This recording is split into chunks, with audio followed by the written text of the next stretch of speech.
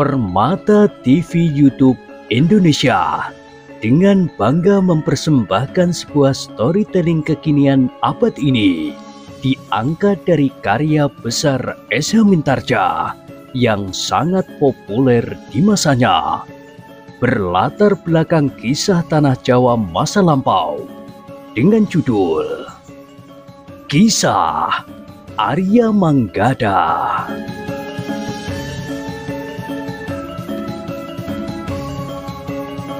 Pada kesempatan yang sangat baik ini, kita masuk pada episode yang ke-159. Selamat menikmati.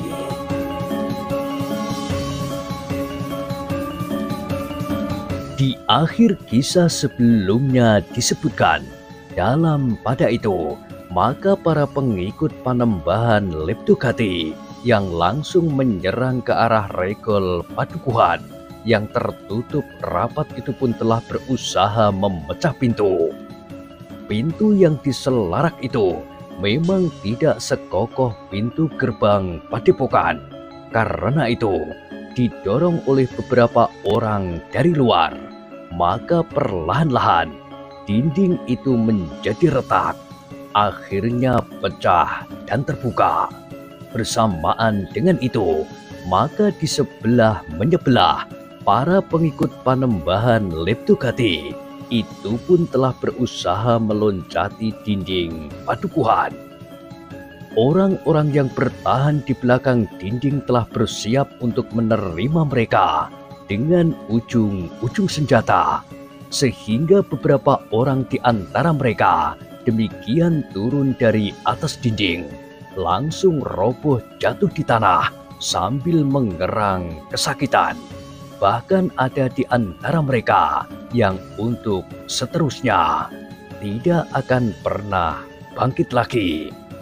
Namun akhirnya orang-orang yang menyerang Padukuhan itu telah berhasil menginjakkan kakinya di dalam dinding, sehingga dengan demikian maka pertempuran pun segera terjadi dengan sengitnya.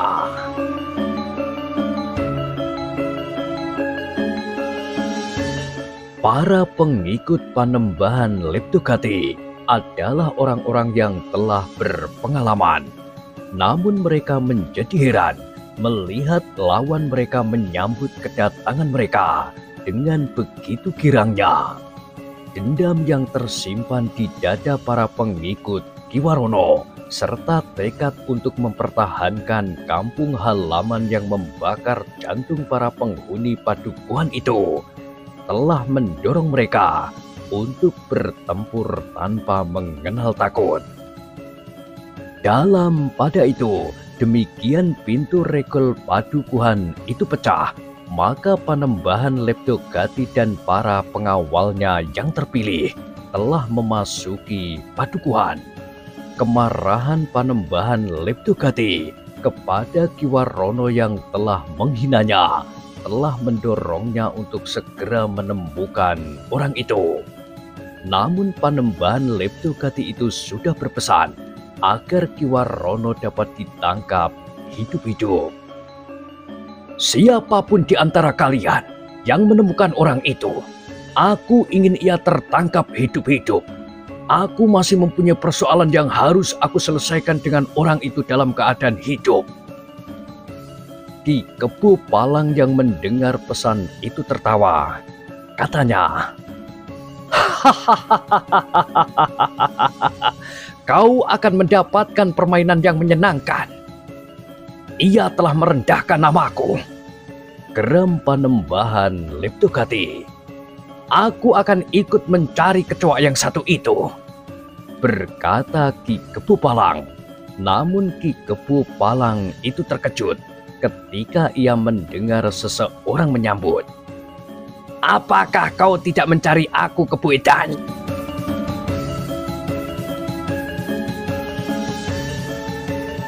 Ki Kebu Palang berpaling. Tiba-tiba saja terasa jantungnya bagaikan berhenti berdetak. Di antara mereka yang sedang bertempur itu, seseorang melangkah ke arahnya. orang itu berhenti beberapa langkah sambil bertolak pinggang. "Kau ingat kepadaku?" "Iblis kau, kenapa kau ada di sini?" geram Ki Kebu Palang. "Aku memang menunggumu. Aku tahu beberapa hari yang lalu kau datang ke padukuan yang telah direbut oleh Panembahan Leptogati itu. Karena itu, aku sudah menduga bahwa kau akan ikut datang kemari memburu sisa-sisa para pengikut Kiai Banyu Bening. Nah, ternyata dugaanku benar." Wajah Ki Kebu Palang ini menjadi panas. Ia sama sekali tidak menyangka bahwa ia akan bertemu dengan Ki Lemah Teles di tempat itu. Sementara itu, Panembahan Leptogati sempat berkata, "Nah, kau telah menemukan permainanmu sendiri, Kebu Palang. Biarlah aku mencari orang gila itu." Ki Kebu Palang tidak menyahut, tetapi ia tidak dapat lagi menganggap bahwa mereka sekedar sedang memburu kecoa di padukuhan itu. Ternyata di antara kecoa-kecoa itu terdapat seekor singa yang garang. Karena itu, maka mimpinya untuk menebas ilalang tiba-tiba saja telah hanyut oleh kegelisahannya menghadapi orang yang berilmu tinggi itu. Meskipun Ki Kebu Palang sendiri juga berilmu tinggi, tetapi bahwa tiba-tiba saja ia harus berhadapan dengan Ki Lemah Teles telah mengguncang jantungnya. Tetapi Ki Kebu Palang tidak dapat menghindar. Ia harus menghadapinya. "Sudah lama aku menunggu untuk dapat berhadapan dengan seorang yang telah membunuh saudara sepupuku." "Salahnya sendiri," geram Ki Kebu Palang. "Ia mati karena kesombongannya, tetapi juga karena kelemahannya. Ia tidak mampu mengimbangi ilmuku, meskipun ia menantangku." "Jangan mengigau. Kau tidak sedang berperang tanding melawan sepupuku, tetapi kau merampoknya. Kau samun sepupuku itu ketika ia sedang dalam perjalanan malam. Benar-benar satu perbuatan keji yang tidak dapat dimaafkan. Kau dan sepupuku telah saling berkenalan sebelumnya. Tentu saja, sepupuku tidak mengira bahwa kau sampai hati melakukannya. Bahkan untuk menghilangkan jejak, kau bunuh sepupuku. Tetapi kejahatan yang kau lakukan tidak dapat kau sembunyikan. Justru karena salah seorang kawan sepupuku yang telah disangka mati masih dapat hidup dan bercerita apa yang telah terjadi." "Persetan semuanya itu," geram Ki Kebu Palang. "Sekarang kita berada di medan pertempuran."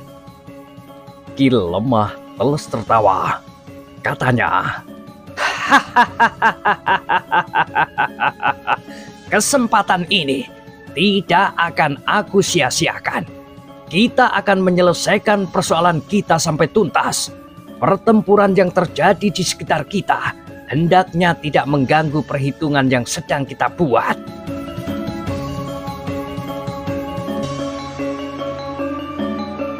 Ki Kebu Palang itu termangu-mangu sejenak, tetapi ketika ia memandang di sekitarnya, ia menjadi heran. Salah seorang pengawalnya telah bertempur melawan seorang anak muda yang ternyata mampu mengimbangi ilmunya. "Kau heran?" bertanya Ki Lemah Teles.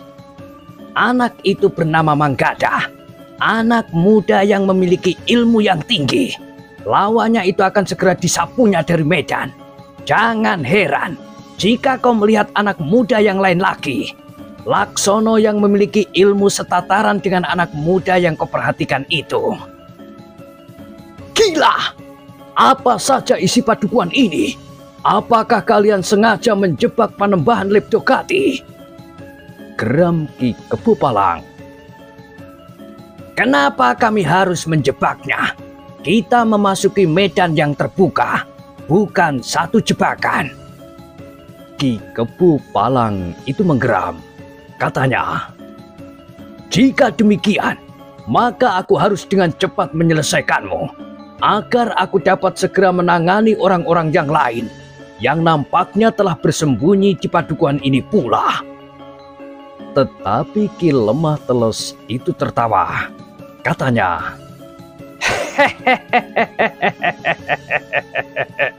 jangan menipu diri sendiri. Kau mengenal aku, Kebo Edan. Bagaimana mungkin kau berkata begitu? Seandainya ilmumu lebih tinggi dari ilmuku, maka kau tahu bahwa kau tidak akan dapat menyelesaikan aku dengan cepat. Cukup, bentak Ki Kebo Palang. Bersiaplah untuk mati. Kau tidak akan membentak-bentak untuk melapisi kecemasanmu sendiri. Marilah, aku sudah merindukan kesempatan seperti ini. Ki Kebo Palang tidak menyadari pertemuannya yang tiba-tiba dengan Ki Lemah Teles itu memang membuatnya berdebar-debar. Tetapi Ki Kebo Palang masih berdiri pada kemungkinan yang sama antara kalah dan menang. Karena itu, maka ia pun segera bersiap untuk bertempur, apapun yang terjadi. Dalam pada itu, pertempuran pun telah berkobar di padukuhan itu. Orang-orang yang telah berhasil memasuki padukuhan itu harus mengalami perlawanan yang keras dari para pengikut Ki Warono dan para penghuni padukuhan itu. Namun bukan mereka saja yang berusaha menahan arus serangan para pengikut Panembahan Leptogati. Ada kekuatan yang tidak terduga sebelumnya. Ternyata di antara mereka yang bertahan itu terdapat orang-orang yang berilmu tinggi.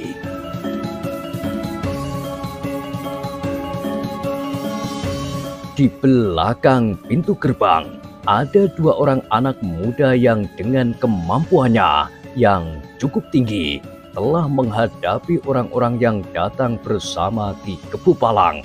Mereka bukan sekedar pengawal, tetapi mereka adalah orang-orang yang juga berkemampuan tinggi.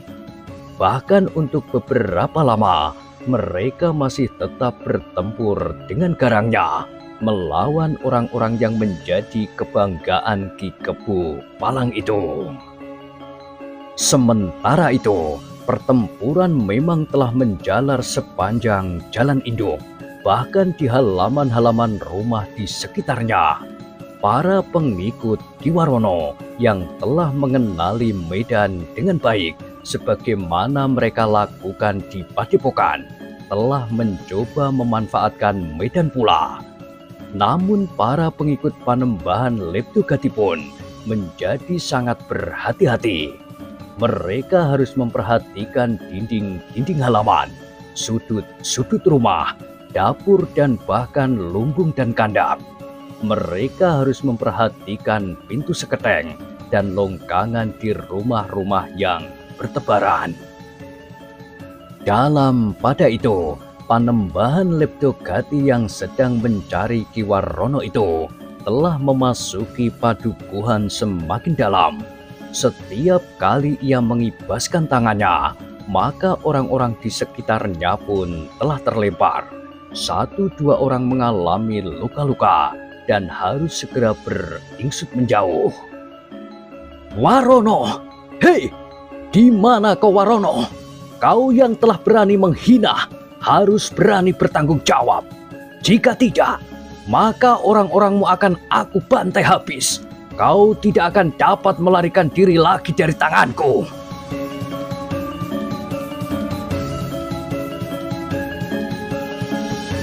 Tiba-tiba saja orang yang bernama Ki Warono itu telah muncul dari balik dinding halaman di pinggir jalan itu. Dengan lantang ia pun menjawab, "Aku di sini, Panembahan."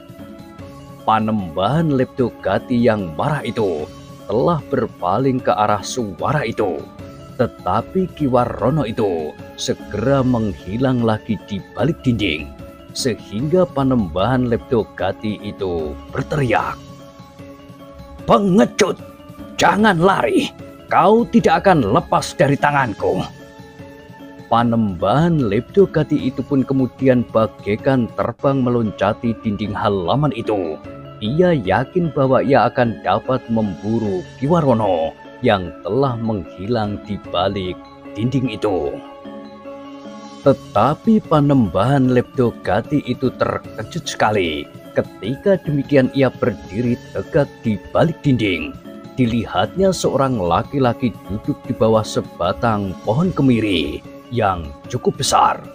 Orang itu seakan-akan sama sekali tidak menghiraukan kehadirannya. Ia masih asyik mengamati seruling di tangannya. "Kau bongkok!" geram Panembahan Leptogati. Ki Pandi berpaling. Dipandanginya Panembahan Leptogati itu dengan tajamnya. Perlahan-lahan Ki Pandi itu pun berdiri sambil berdesis. "Kita bertemu lagi, Panembahan. Kau licik sekali. Agaknya kau peralat Warono untuk memancing aku datang menemuimu." "Aku memang menunggumu, Panembahan. Tetapi hal ini tidak terjadi jika kau tidak merebut padepokan Kiai Banyu Bening." "Aku mengambil hakku," jawab Panembahan Leptogati. "Hak apa? Apakah kau mempunyai hak atas padepokan itu?" "Tentu. Kau tahu bahwa aku pernah berada di tempat ini. Aku telah terusir dari padepokanku, sehingga aku harus mengembara. Tetapi tiba-tiba saja aku mendengar bahwa ada orang lain yang telah membangun padepokan di tempat ini." "Panembahan, sebenarnya aku dan beberapa orang kawanku berada di sini untuk menghancurkan padepokan Ki Banyu Bening yang telah menyebarkan kepercayaan yang sesat, bertolak dari perasaan dendamnya karena anak bayinya yang terbunuh di dalam api. Ia pun kemudian telah bertekad untuk membakar bayi sebanyak-banyaknya karena ia mendapat kepuasan jika ia mendengar bayi yang menangis menjerit-jerit di telan nyala api." Ki Pandi berhenti sejenak. Lalu katanya, "Menurut penilaianku, dendam yang menyala di hati Kiai Banyu Bening itu harus dihentikan. Karena dendam itu tidak kalah berbahayanya dengan kepercayaan sesatmu. Karena kau menginginkan sebilah keris yang mempunyai kekuatan tidak terbatas, sehingga kau akan menjadi orang yang tidak terkalahkan di seluruh permukaan bumi ini. Karena itu, padepokan Kiai Banyu Bening harus dihancurkan. Tetapi ternyata kemudian kau telah datang. Karena itu, maka aku telah menunggumu. Tanpa menitikkan keringat, kami telah berhasil menghancurkan padepokan Kiai Banyu Bening. Dan sekarang, tugas kami adalah menghancurkan padepokan yang telah bersalin tangan itu. Meski demikian, aku ingin mengucapkan terima kasih kepadamu bahwa kau telah membantu aku membunuh gerakan yang ditumbuhkan oleh Kiai Banyu Bening dan bersumber pada dendam yang membara itu."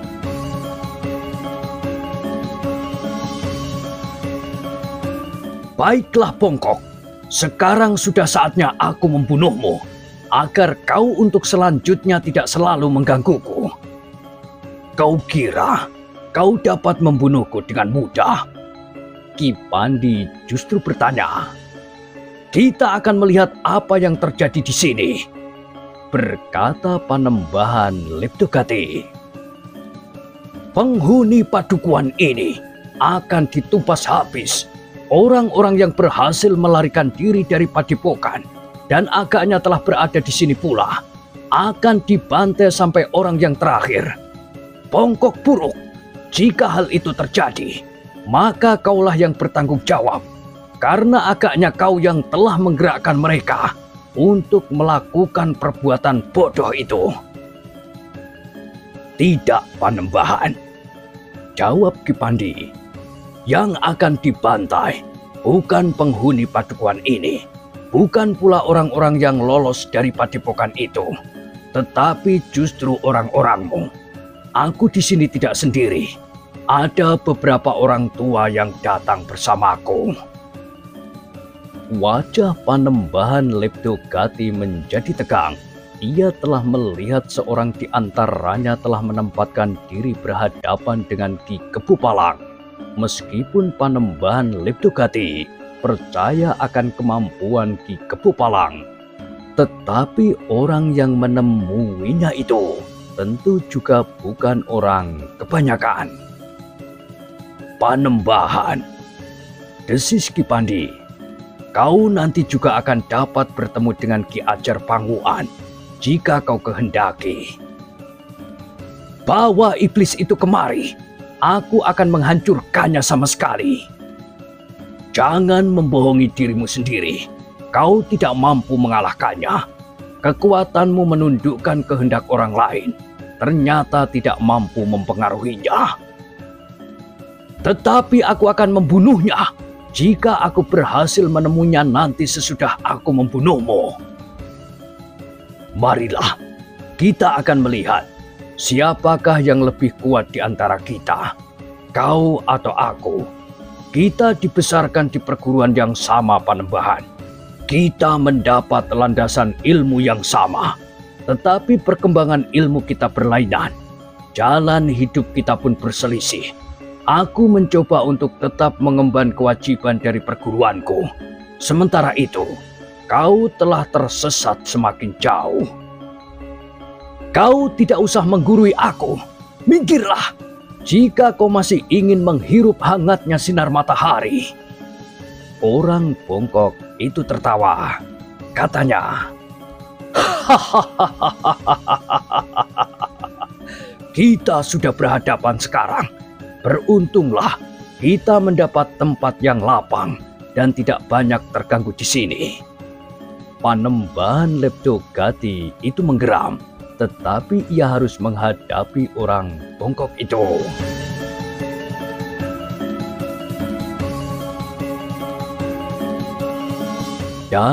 Pada itu, maka para pengikut Panembahan Leptogati ingin dengan cepat menyelesaikan lawan mereka yang disebut oleh Ki Kebu Palang, tidak lebih dari kecoa-kecoa yang mengotori geledek tempat makanan. Karena itu, maka mereka pun telah mengerahkan kemampuan mereka. Sebelum matahari sampai ke puncak, maka mereka berharap orang-orang yang memberanikan diri melawan Panembahan Leptogati itu sudah tertumpas habis. Tetapi ternyata tidak semudah itu untuk melakukannya. Dalam pertempuran yang sengit, tiba-tiba saja sesosok bayangan telah menyambar-nyambar dengan garangnya. Sosok itu seakan-akan tidak dapat disentuh oleh ujung senjata, sehingga kehadirannya telah mengacaukan medan. Sekilas bayangan itu lewat dan hilang di balik dinding halaman. Namun beberapa orang pengikut Panembahan Leptogati itu telah menjadi terluka. Peristiwa itu telah membesarkan hati para pengikut Ki Warono dan orang-orang Padukuhan itu. Mereka menjadi semakin berani. Apalagi jumlah lawan mereka pun telah menyusut pula.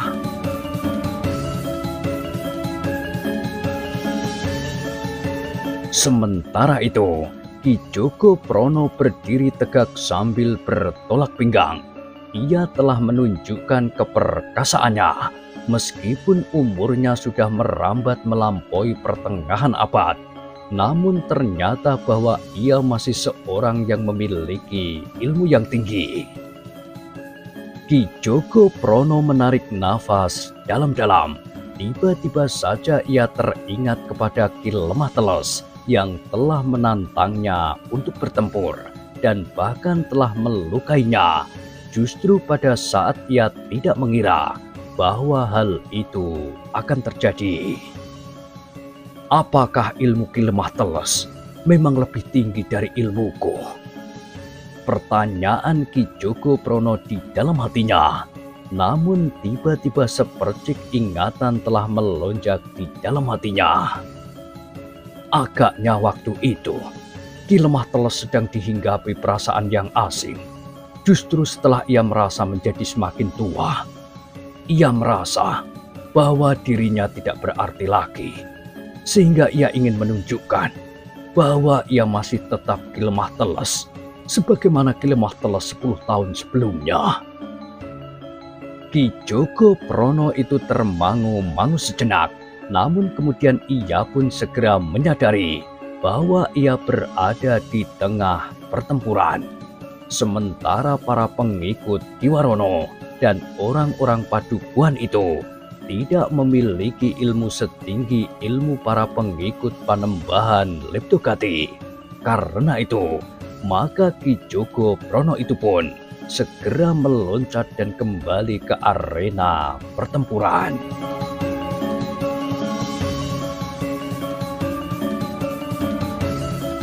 Tetapi ia tertegun sejenak melihat Ki Sambi Pitu yang berhadapan dengan 4 orang yang bertempur sambil berputar-putar. Berganti-ganti keempat orang itu menyerang. Namun pada satu ketika, keempatnya datang bersama-sama. Keempatnya menyambar-nyambar dari arah yang berbeda-beda. Senjata mereka mematuk dengan cepat, sementara mereka selalu bergerak dalam putaran yang sekali-kali melebar, namun kemudian menyempit. Mereka meniru elang yang bertempur di langit. Desis Ki Jogoprono. Adalah di luar dugaan bahwa Ki Jogoprono itu pun menengadahkan wajahnya ke langit. Ia memang melihat beberapa ekor burung elang berterbangan. Sejenak Ki Jogoprono termangu-mangu. Ternyata pengikut Panembahan Leptogati itu ada juga yang harus diperhitungkan selain Panembahan Leptogati sendiri.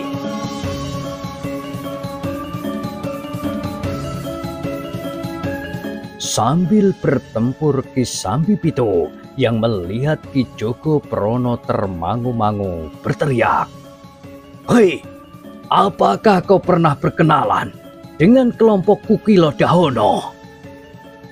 Ki Jogoprono mengerutkan dahinya. Ia pernah mendengar nama sekelompok orang berilmu tinggi yang menyebut nama kelompoknya dengan Kukilo Dahono. Burung api yang sangat berbahaya.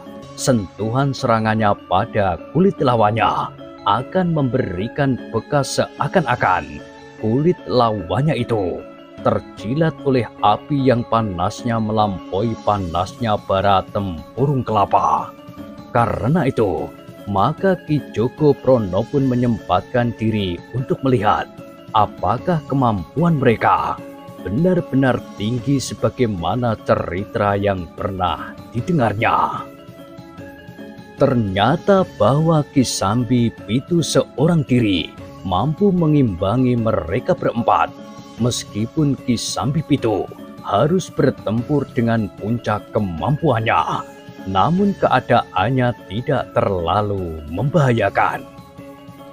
Meskipun setiap kali Ki Sambi Pitu harus berloncatan mengambil jarak, namun Ki Jogoprono tidak akan mengganggunya, karena Ki Sambi Pitu akan dapat menjadi marah kepadanya, kecuali jika Ki Sambi Pitu sendiri memanggilnya. Ternyata Ki Sambi Pitu itu sama sekali tidak memberi isyarat kepadanya untuk melibatkan diri. Karena itu, beberapa saat kemudian Ki Jogoprono hanya berdiri saja termangu-mangu. Namun sekali lagi ia pun teringat bahwa para pengikut Ki Warono dan orang-orang Padukuhan itu harus bertempur dengan mengerahkan segenap tenaga, kekuatan, dan kemampuan mereka.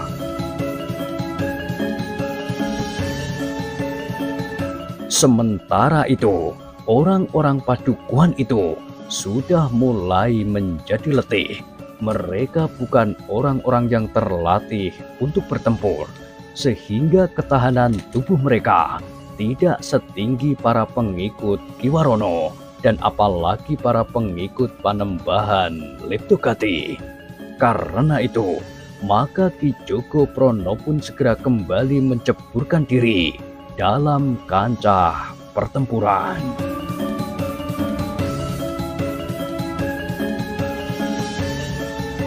Di bagian lain, Manggada dan Laksono telah berganti lawan ketika lawan-lawan mereka merangkak menjauhi garangnya arena pertempuran. Baik Manggada maupun Laksono telah berhasil melukai lawan-lawan mereka, sehingga mereka harus berhenti bertempur.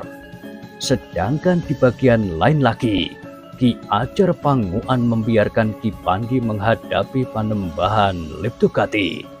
Ki Ajar sendiri harus bertempur melawan sekelompok orang di antara para pengikut Panembahan Leptogati. Namun ternyata Ki Ajar Panguan telah terlalu banyak menghisap lawan setiap kali seorang telah terlempar dari arena pertempuran. Dalam pada itu, Ki Lemah Teles masih bertempur mengadu ilmu dengan Ki Kepu Palang. Keduanya adalah orang yang berilmu tinggi. Keduanya memiliki kelebihan dan kelemahannya masing-masing. Kegarangan Ki Kepu Palang kadang-kadang mampu mendesak Ki Lemah Teles. Namun pada kesempatan lain, Ki Lemah Teles berhasil menyentuh lawannya dengan serangan-serangannya. Kemarahan Ki Kepu Palang pun menjadi semakin menjadi-jadi. Dikerahkannya semua kemampuan dan ilmunya untuk melawan orang yang menyebut dirinya Ki Lemah Teles itu. Benturan-benturan pun telah terjadi. Ternyata bahwa Ki Kepu Palang itu telah merambah ke dalam ilmu puncaknya. Ki Lemah Teles mulai merasakan hembusan-hembusan ilmu yang sangat tajam menyentuhnya. Seperti sentuhan angin yang sekali-sekali menerpa wajahnya, maka Ki Lemah Teles merasakan sesuatu masuk ke dalam lubang hidungnya. Tidak berbau sama sekali. Namun ketajaman Panggraito Ki Lemah Teles telah menangkap sentuhan ilmu Ki Kepu Palang menyusup melalui indera penciumannya. Dengan cepat Ki Lemah Teles telah mengatur indera penciumannya yang menjadi pintu bagi kekuatan ilmu lawannya. Seandainya Ki Lemah Teles tidak menyadarinya, maka ia akan menjadi semakin lama semakin lemah dan bahkan kehilangan tenaganya sama sekali. Untuk melawan Ki Kepu Palang, maka Ki Lemah Teles telah melepaskan ilmunya pula. Asap yang tipis tiba-tiba saja telah mengepul dari celah-celah jari tangan Ki Lemah Teles yang terjulur lurus menggapai ke arah kepala Ki Kepu Palang. Tangan Ki Lemah Teles itu memang tidak menyentuh kepala Ki Kepu Palang, tetapi asap yang tipis itu berhembus ke wajahnya. Tiba-tiba saja Ki Kepu Palang itu meloncat mengambil jarak. Matanya menjadi sangat panas. Ternyata asap yang tipis itu mengandung semacam racun yang menyakiti mata Ki Kepu Palang.